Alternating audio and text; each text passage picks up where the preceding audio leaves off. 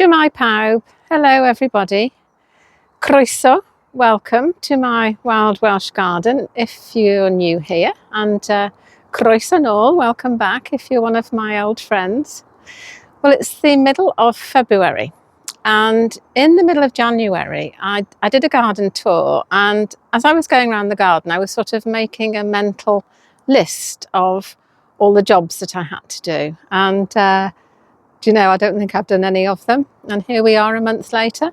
Not that I have been idle, no, I have been working very hard in the front, and so I'll take you out there first.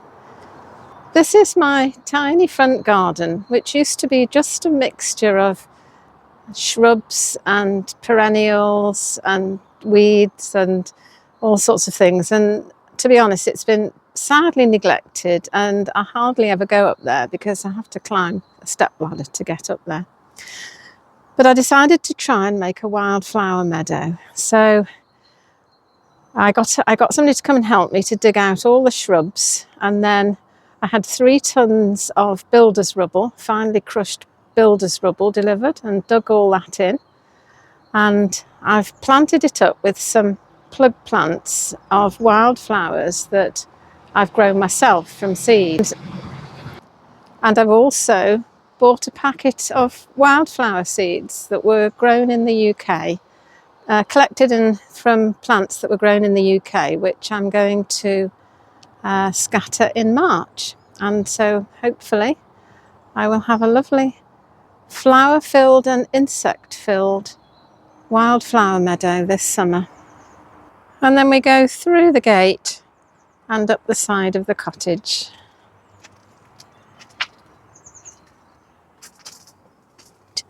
And I thought while we were going round the garden, I'd look for signs of spring rather than making a list of jobs to do, because that can be a little bit daunting. But I've immediately seen one down there, which is a primrose flower. In fact, 2 primrose flowers in bud. The buds on this deciduous azalea are swelling, and then underneath there's some more primrose buds.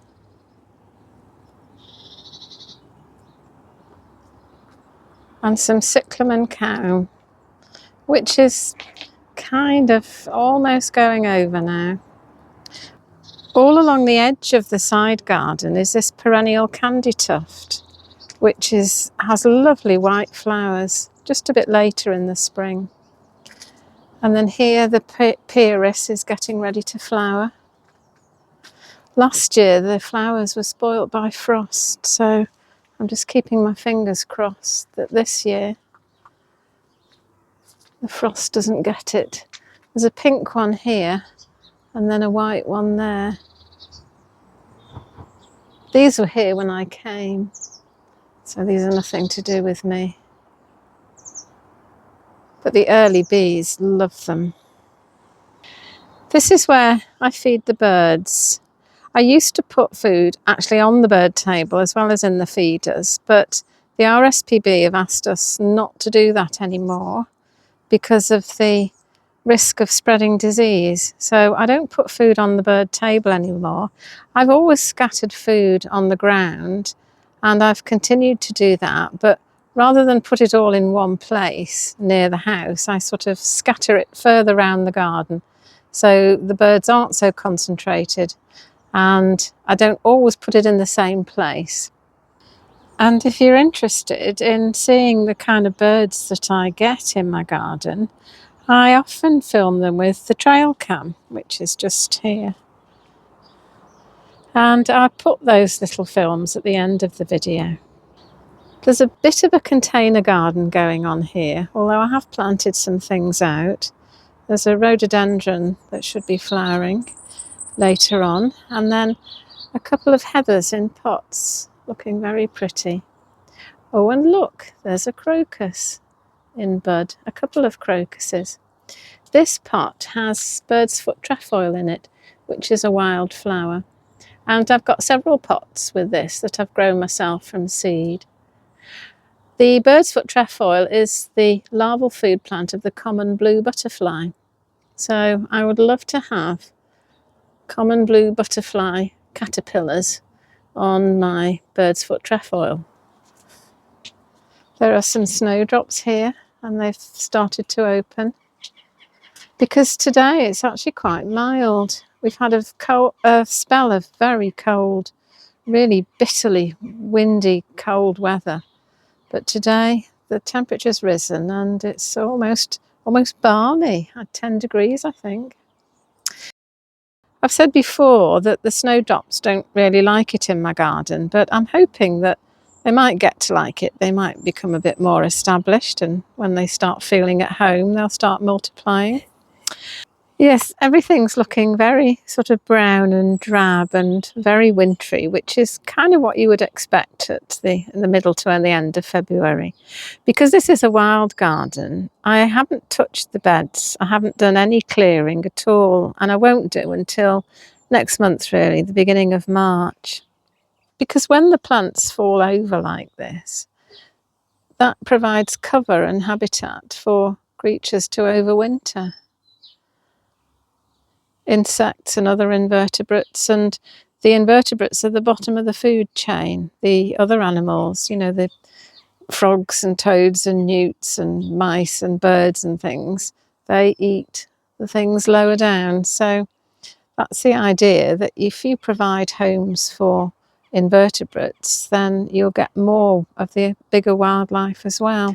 So on the left here are some flower beds. This used to be lawn all the way up to the greenhouse, but I dug it all up and made these flower beds, and it's just been a mixture really of shrubs and perennials, and mostly non-native. So what I've been doing since I've been wilding my garden and trying to make it better for wildlife is to have more native plants.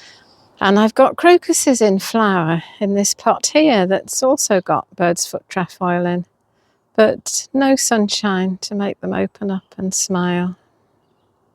And then this bed, I'm going to remove a few things to put native plants in.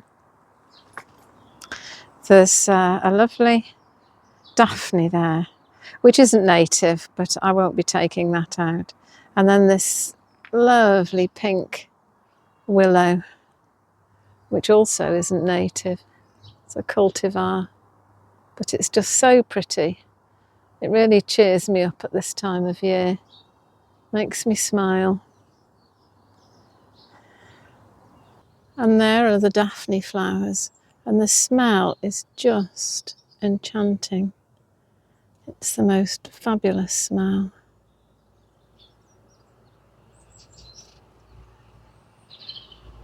Okay, just looking back over the flower beds, they do look very messy and very untidy, and a lot of gardeners just wouldn't like it at all. And you know, last year and maybe the year before, I would have apologised for this, but I don't anymore, because this is a wild garden. This is a garden primarily for wildlife.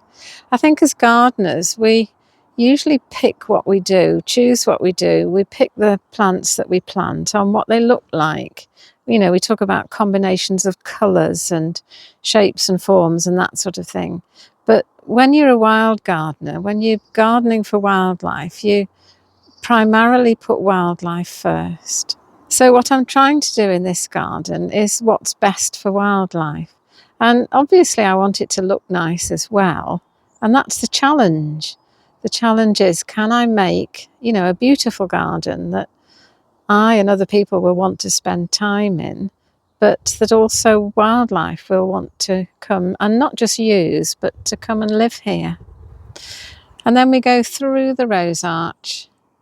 There's two different roses here. The one on the left has these amazing rose hips, which really brighten up the garden in the winter.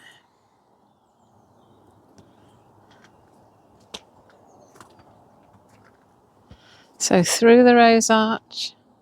Oh, and I've seen another crocus in another pot of bird's foot trefoil. And you know, somebody has been pecking that. I don't know. Is there no respect? And this is what I call a secret garden. This is where I can have my breakfast and come and sit and read or watch the butterflies or just watch and see what's going on. I've got some pots here on the table, and it's the iris reticulata that's come out, although some of them have gone over. And these are little daffodils, I think. And these are all the wildflower seeds that I sowed last autumn that are showing no signs whatsoever of germinating. But maybe now the weather is getting a bit warmer, perhaps I might see some signs.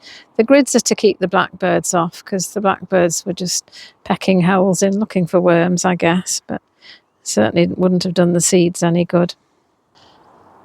And on the right here is my teeny tiny forest.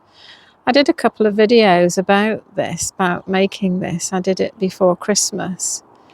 This was what I called the orchard, because there's a couple of apple trees and a pear tree in here, and there were also some fruit bushes which really didn't do anything at all. So I decided I'd get rid of them and plant a tiny forest, which is where you plant trees, native trees, but very close together.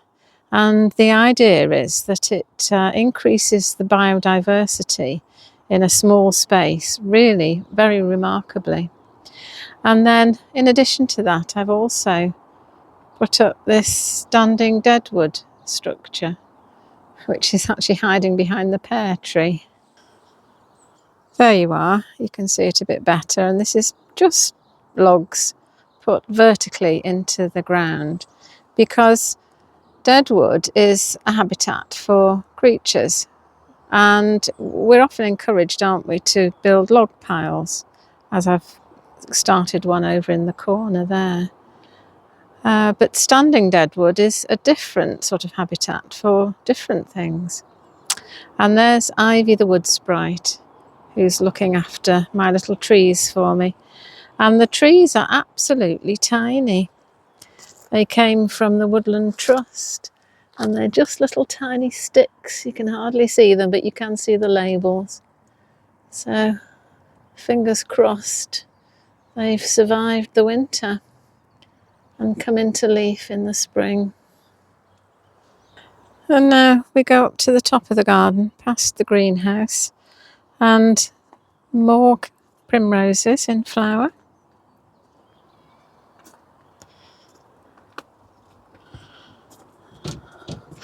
There's nothing much going on in the greenhouse at the moment, just some brassicas there. And here I've got some wild carrot seedlings that I grew from seed. I still need to prick some out, and some aster seeds that haven't germinated. And I think these can go in the wildflower meadow. I think they would do quite well up there. Well, I hope they will, because they didn't do well in the back garden last year because they just got completely eaten by slugs. But I think there might be fewer slugs up on the wildflower meadow. This is what I call the pond bed, and this is full of mostly non-native herbaceous plants. But again, I'm trying to add native plants as well. And then there's the wildlife pond. And I think it was about this time last year that I started to see frogs in here. So I think I'm going to try coming out at night again and see if I can see some frogs. So at the top of the garden, there's a huge buddleia. It's a white buddleia. And I've let that grow into a tree because it attracts the butterflies. They can see it from quite a distance. And yeah, I also have left the seeds for the birds. And then here there's the raspberries, and there's summer raspberries and autumn raspberries. And the autumn raspberries I just let grow wild. I just cut them back to tidy them up, really, to stop so I can get down the paths and that sort of thing. And then all the way along the back here is a native hedge.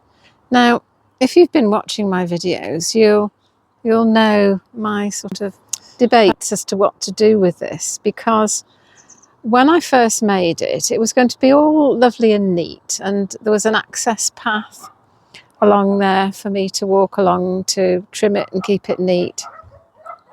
That yellow thing isn't a native. That was there when I came and I just left it. But now I've become a wild gardener. I want to make it as best for wildlife as possible. And basically, the thicker and more untidy your hedge, the better it is for wildlife. Because all these little trees in this hedge are good for both insects and birds, because they have flowers in the spring for the insects, and then the flowers turn into berries in the autumn for the birds. And the flowers and the berries are all produced on last year's growth. So if you trim a hedge every year like this, you cut off all the flower buds, and then you don't get any flowers and you don't get any berries.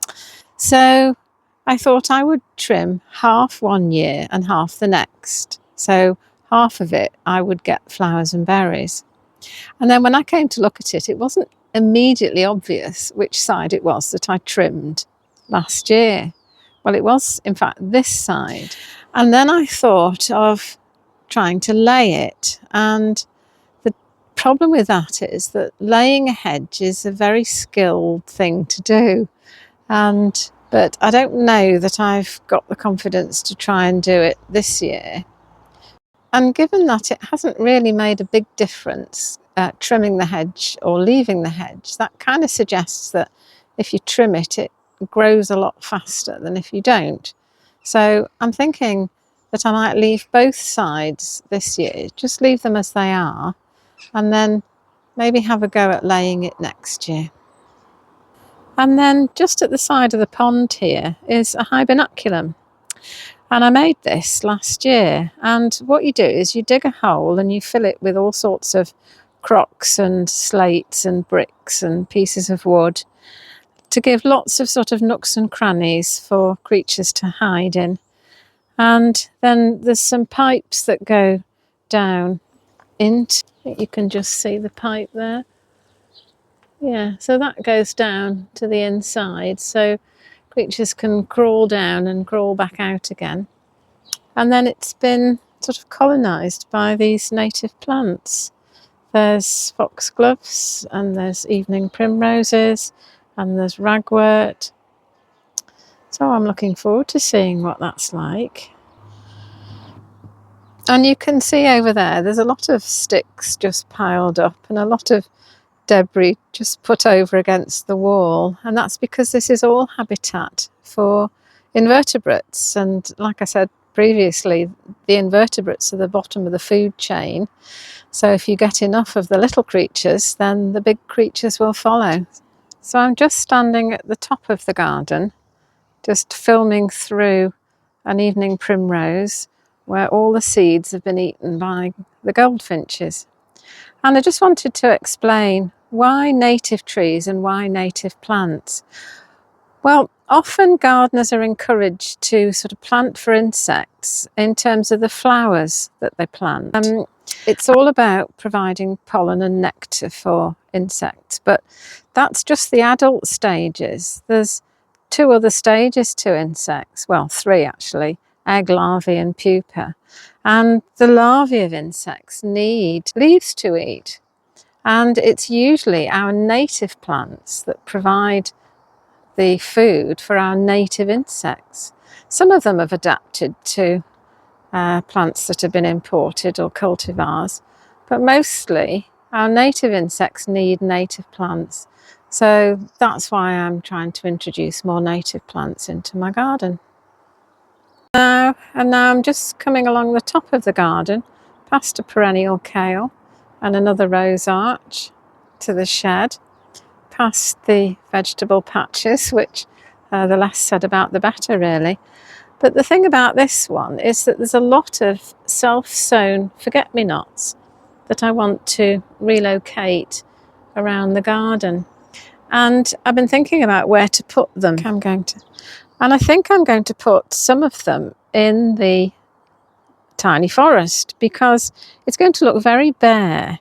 The trees are very tiny and the ground is very bare. So I think I could put quite a few forget-me-nots in between the little trees, and then it will just look like a lovely sea of blue with the trees growing through them. I can just see it in my mind's eye. I wonder if it will turn out like that. And then on the edge of this vegetable bed is a bug snug. So with the dead stems of the herbaceous plants, during the winter, when they've sort of broken off and fallen down, and particularly if they've gone over a path, I've put them in here. And this is habitat for invertebrates over the winter. And then we go down the path here. On the left there are autumn raspberries, which I'll be cutting down. And there was a plum tree there, but it blew down in one of the storms. I can't remember which one, Bert or Dara. And there was an enormous perennial kale here, and that blew down in one of the storms as well. And this bed I've just piled all the stuff that I need to do something with. And then I'm going to think about what to do with these beds really, because I'm not doing very well with growing vegetables at the moment. Not outside anyway, do better in the polytunnel. And then I go through the arch here. I call this the hawthorn arch because there's a hawthorn tree on that side, and then there's a blackthorn tree on that side. And I haven't pruned those at all last year, so I'm really hoping that I get some flowers this year. And we go over the stepping logs onto the lawn.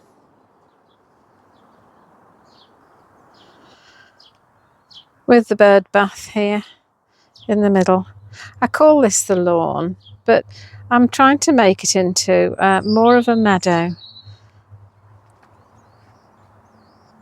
There are some crocuses flowering, but they're not opening today. Although yesterday we did get a little bit of sunshine and they did almost open.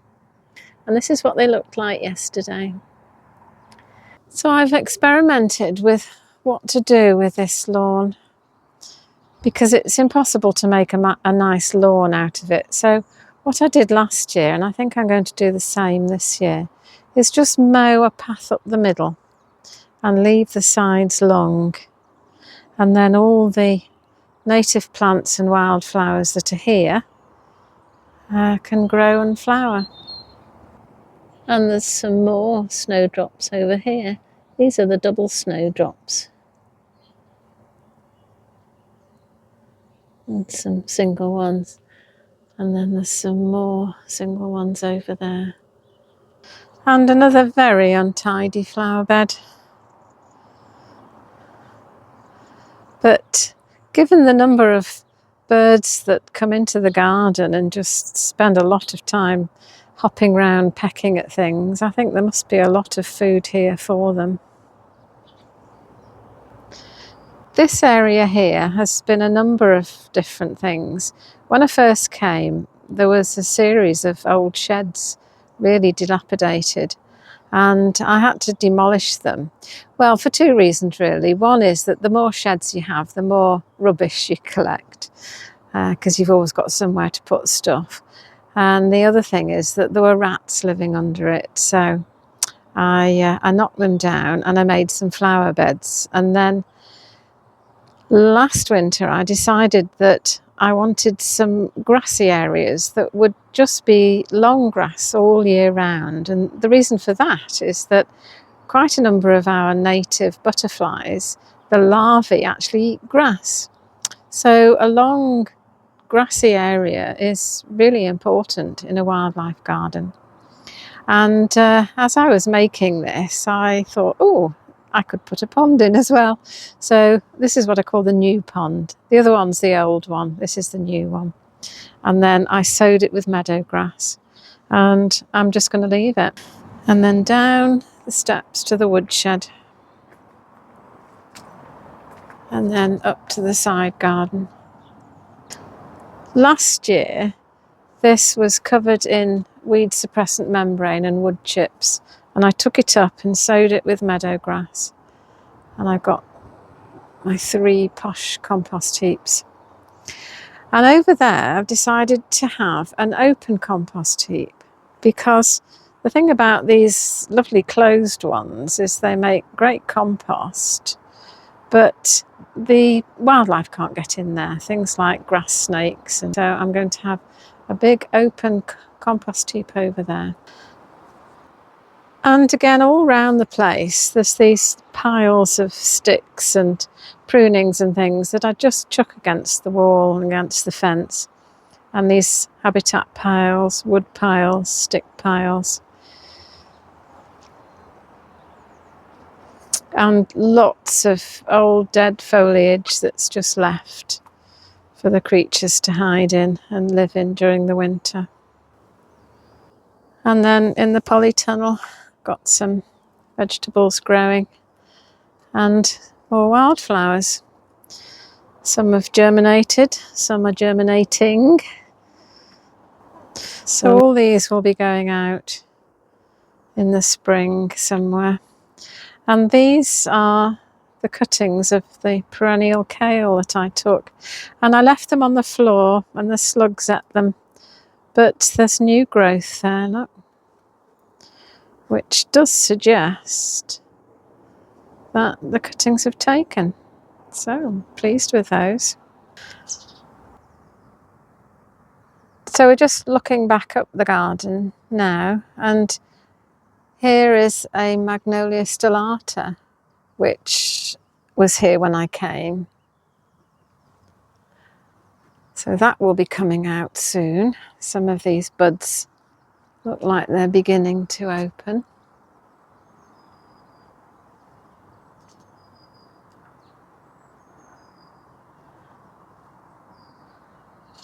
And then we go down past the bird table, past my little display of lichens and mosses. They've been just growing here over the winter, looking very luxurious. Yes, I can't walk past a lichen covered stick and not pick it up, I'm afraid. And then here we are back at the bottom of the garden.